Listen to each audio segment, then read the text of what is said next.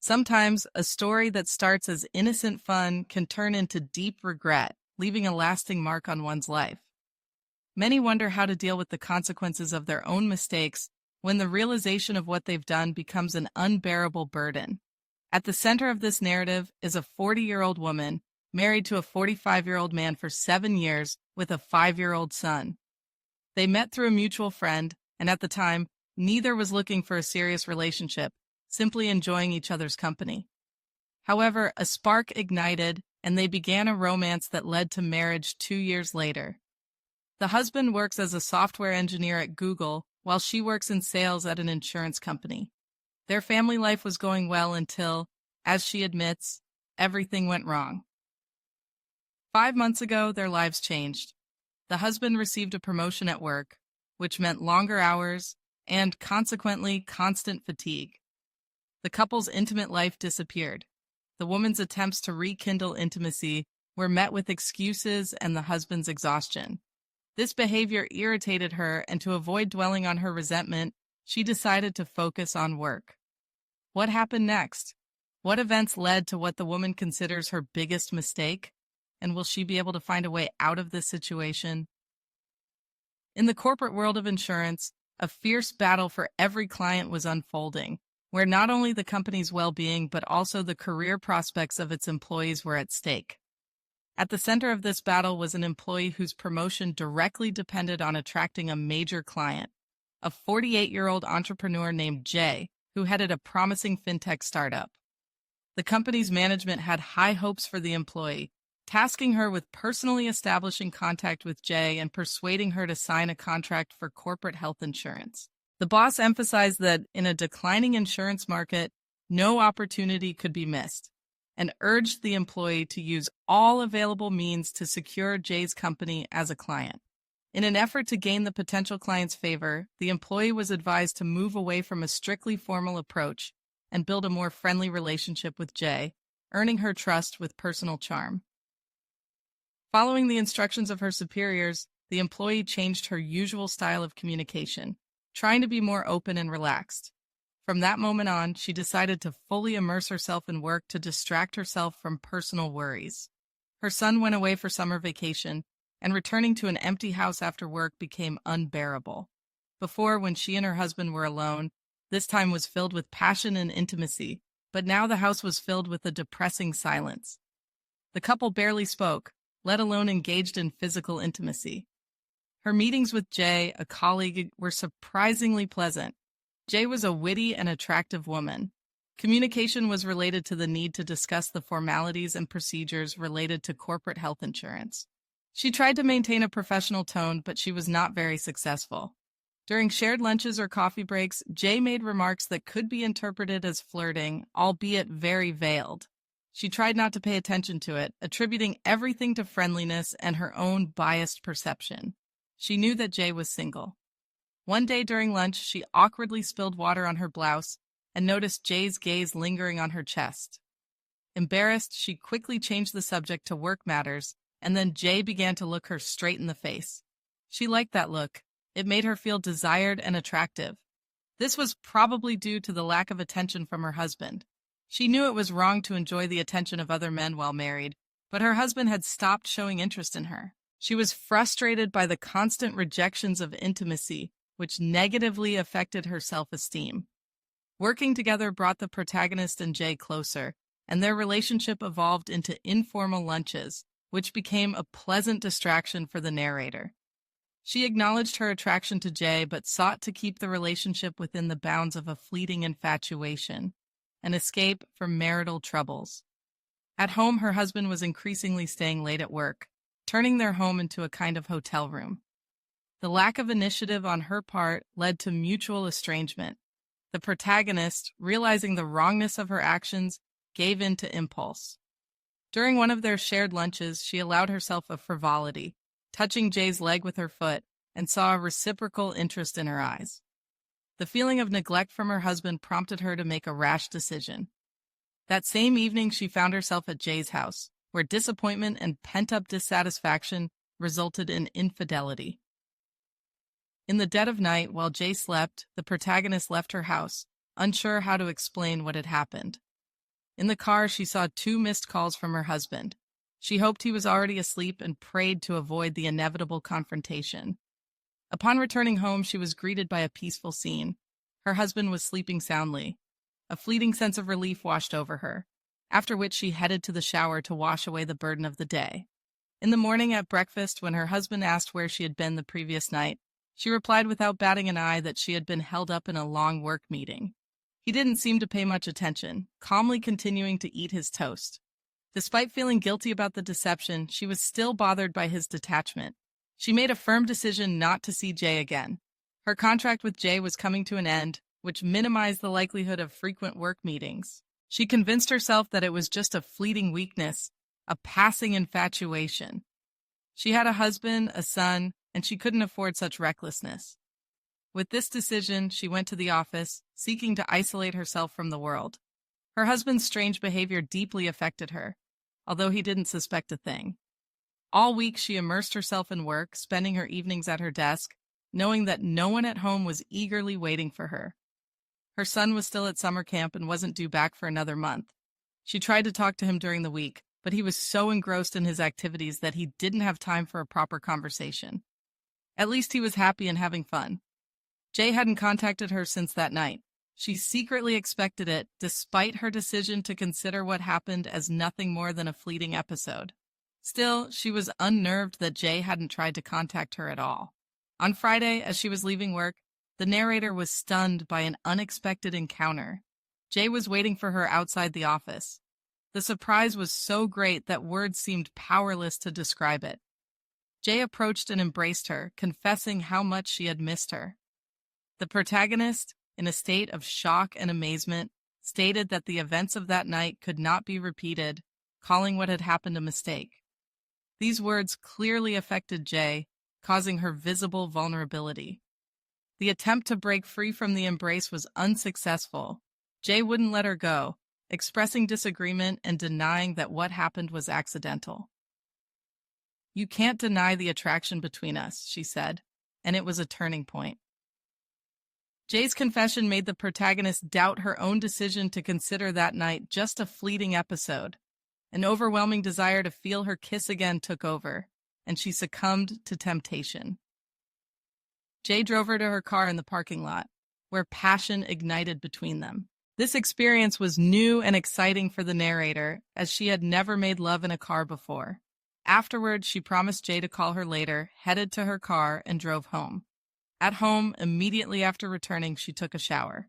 Her husband, upon returning home, immediately went to sleep, not even giving her a kiss. At that moment, the narrator decided to meet Jay again that night. The protagonist reflected on the morality of her actions, realizing that her relationship might be driven by selfishness and inherently wrong. However, in this relationship, she felt a sense of fulfillment that seemed to justify the risk. She knew that she would have to answer for her actions sooner or later, but an inner voice urged her to ignore the possible consequences. Thus began her affair with Jay. Jay knew about her marital status, about her husband and child, and it didn't stop her. The protagonist set a condition. Their relationship must remain a secret, no joint appearances in public. Jay agreed, suggesting they use friendly meetings between colleagues as a cover, which suited them both. Everything was going surprisingly smoothly.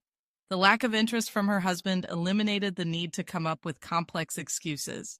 He only occasionally noticed her late returns or unavailability by phone, but was satisfied with any evasive answer, showing no desire to know more.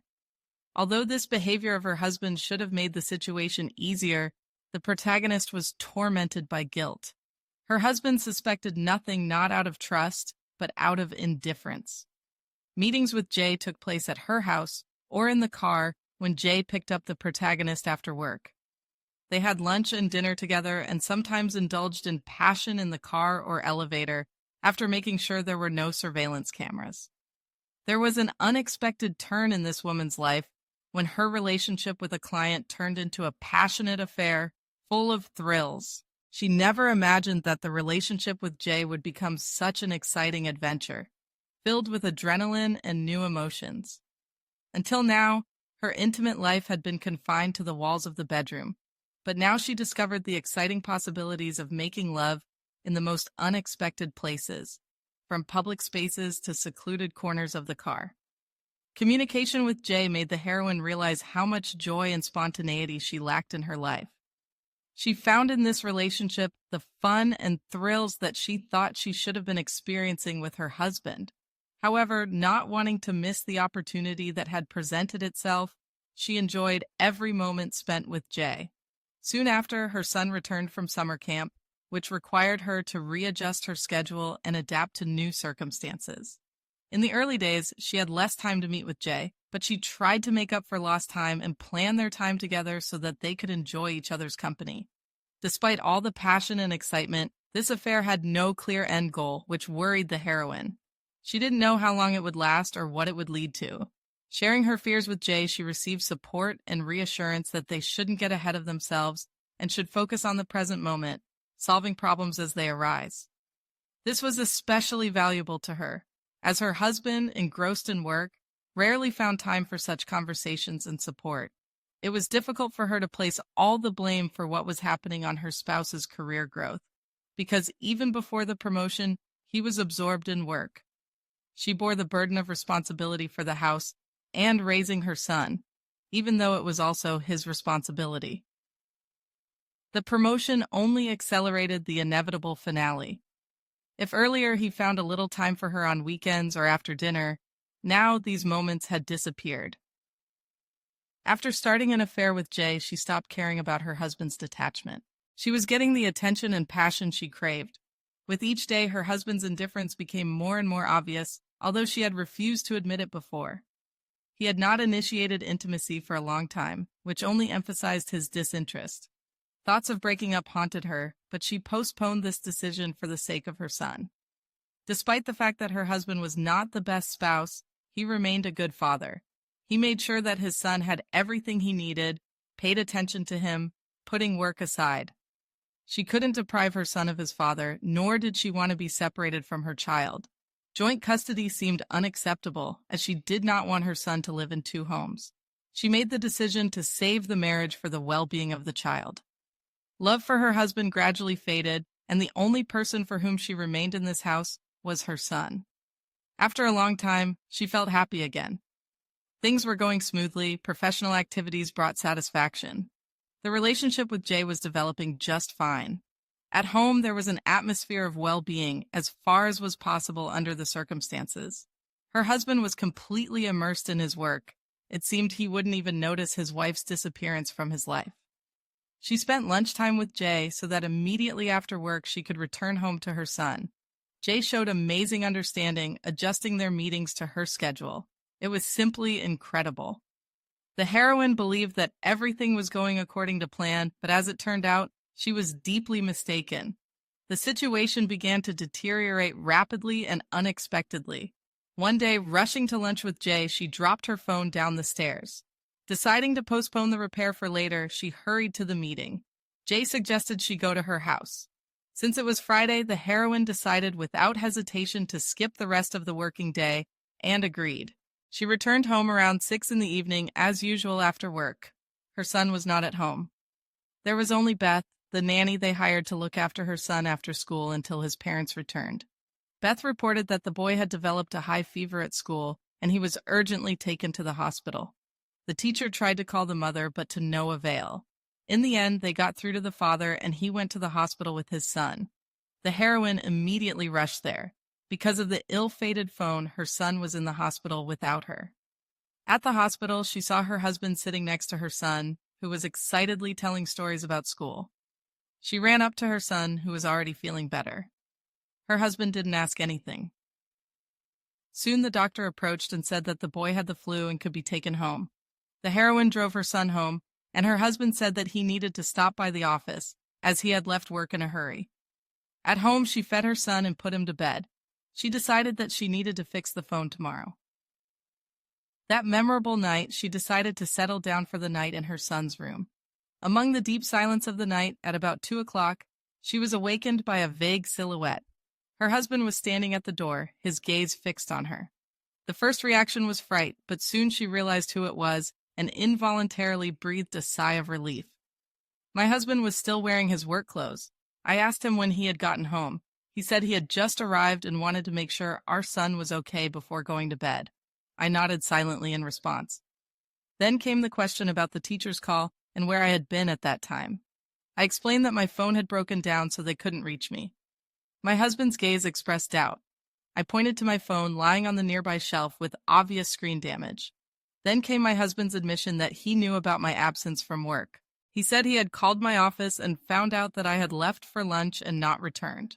This call didn't surprise me, but my concern for our son had consumed me so much that I hadn't had time to think of an explanation. I spontaneously replied that I was at a meeting that had run late. My husband's reaction remained unclear. It was impossible to tell if he believed me or not. I hoped for his trust and hurried back to caring for our son. The next day, I decided not to go to the office to stay with our son. However, there was a need to fix the phone, and I left briefly, leaving our son in Beth's care. In the end, I bought a new phone, as repairing the old one would take too long. The first thing I did was contact Jay and share what had happened. Jay, as always, was understanding and offered his support. After that memorable question about where I had been, my husband never brought up the subject again. In the morning, he simply got ready and left for the office. The following days were marked by relative calm. Our son's health improved and he resumed attending school. I also gradually returned to my duties in the office. During lunch breaks, I continued to meet with Jay. One Friday, upon returning home, my husband was waiting for me. It came as a complete surprise, as I couldn't remember the last time he had returned home before me. I gave him a smile and headed for the shower, but he stopped me. My husband asked a direct question about where I had been spending my lunch hours. I stared at him in confusion, trying to figure out how he knew about my absences. He explained that he had stopped by the office to get my signature on some bank documents. I repeated the same version as before, and he seemed to believe me. He nodded and let me go, but before that, he quietly said that he trusted me. These words caused me unbearable guilt. I understood that I was committing a betrayal while my husband continued to trust me. The realization of this tore me apart inside, and I couldn't hold back the tears in my soul. I understood that he wasn't the perfect husband, but I wasn't the perfect wife either. It was unbearable to realize that he trusted me when I was sleeping with another man. I understood that this couldn't go on any longer.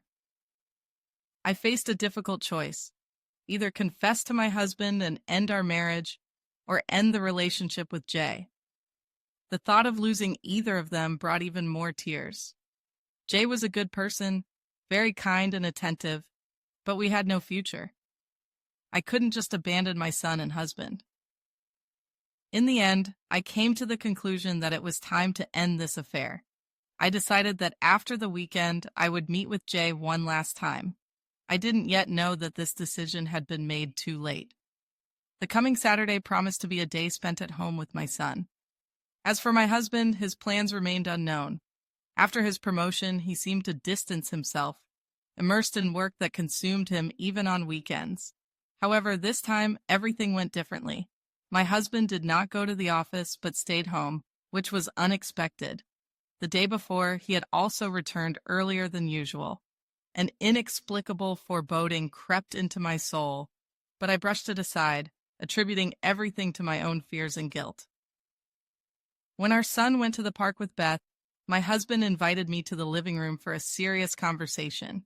His calm and even tone did not portend trouble, and I naively believed that my secret remained undiscovered. But how wrong I was. My husband knew everything. With icy calm, he spoke of his suspicions, which had arisen because of my late returns, and which were confirmed after our son's hospitalization. He told me how he had come to my office during lunch breaks and seen me getting into a car with Jay. As proof of his words, he presented photos taken on his phone. It was pointless to deny it. He had pictures capturing passionate kisses with Jay, in which I was completely absorbed in my lover. All that remained was to admit my guilt, which I did. He nodded affirmatively, and in his voice, he asked how this story had unfolded. I began my story telling how it all started from the moment of his promotion, when he seemed to stop noticing my existence. She laid bare all her feelings before him, all the longing and craving for attention that Jay had quenched in her, making her feel desired. Throughout her confessional monologue, his face remained impassive, like a mask of indifference. She also mentioned her decision to end this double life on Monday. However, he didn't believe a single word she said. Laughter escaped his lips, and he said that she no longer needed to weave a web of lies around him, because he had long since uncovered her dirty secret. She tried to assure him of her sincerity, but he cut her off, stating that he could no longer trust a single word that came from her mouth. Resentment crept into his voice as he reminded her of his tireless efforts to provide their family with the life they had dreamed of. He shared his plans for an upcoming international trip that he was going to arrange for them. "I know you think I'm a bad wife, but I've never cheated on you," she blurted out, as if in justification. "I wanted to provide everything for you and our son," he continued, ignoring her words. At that moment, the dam of restrained emotions burst, and tears streamed from her eyes. But that didn't stop him. He continued to say everything that had accumulated in his soul. He confessed that he had wanted to talk to her the day before, but decided to give her a chance to confess everything herself. That's why he said he trusted her, wanting to see her reaction. She realized that she had made an irreparable mistake. He left her sobbing in the living room, but soon returned with a cool glass of water. This gesture shocked her, but then she noticed the envelope he was holding in his hands. She knew what was hidden inside this ominous message. It was divorce papers, for which she was completely unprepared. He had prepared them immediately after seeing her with Jay. In the shadow of the park trees, a scene unfolded, full of bitterness and disappointment. The man stated that the woman was not ready for the separation, while he himself had long since accepted this decision. As if accepting the divorce papers, she took the envelope from his hands with a trembling hand. Realizing her own guilt in the situation did not bring relief to the mental pain. Opening the papers, she discovered a demand for full custody of their shared son. There was no limit to the outrage. She stated that such a thing was unacceptable. In response, a cynical statement was made that it would be better for the child to grow up with his father and not with her. The woman firmly refused to sign such an agreement. Then the man, ignoring her feelings and desires, declared his determination to achieve custody by any means. He offered her to sign the papers without unnecessary disputes, promising in return the opportunity to see her son. Otherwise, he threatened to tell the child about her infidelity, which, in his opinion, would forever poison their relationship. The woman was shocked to hear this. Was he really capable of such a thing? Their son is only 5 years old, and such knowledge could cause him irreparable trauma. She knew that her husband was ready for anything to achieve his goals. It is likely that he will use the child as a tool of manipulation. The realization of her own mistake, the betrayal, even if not known to her son, tormented her. She couldn't allow the child to hate her.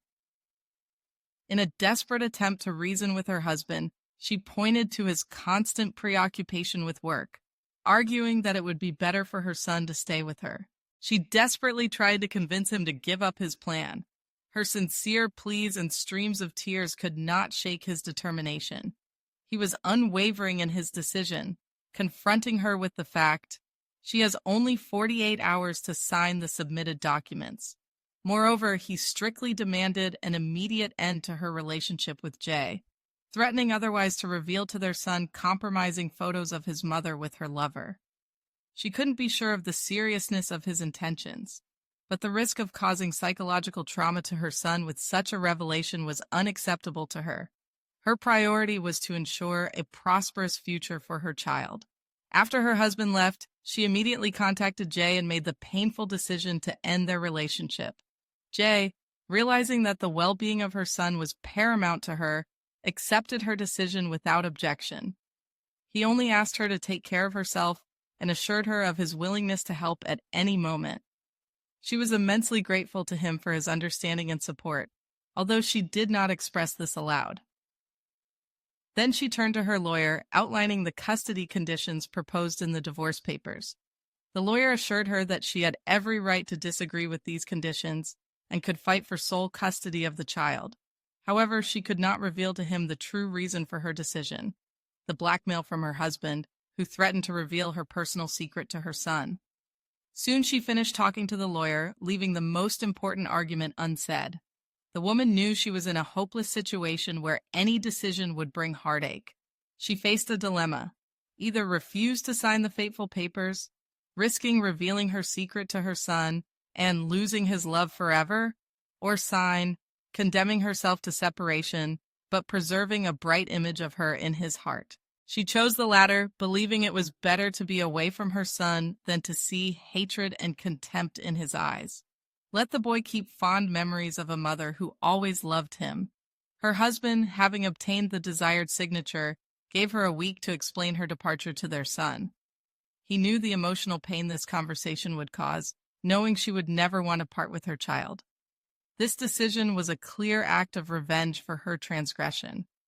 The woman understood she had to pay for her fleeting affair, but even in her worst nightmares, she couldn't imagine the price would be the loss of her son.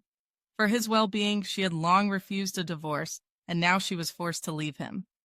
The announcement that his mother was leaving was the hardest ordeal of her life.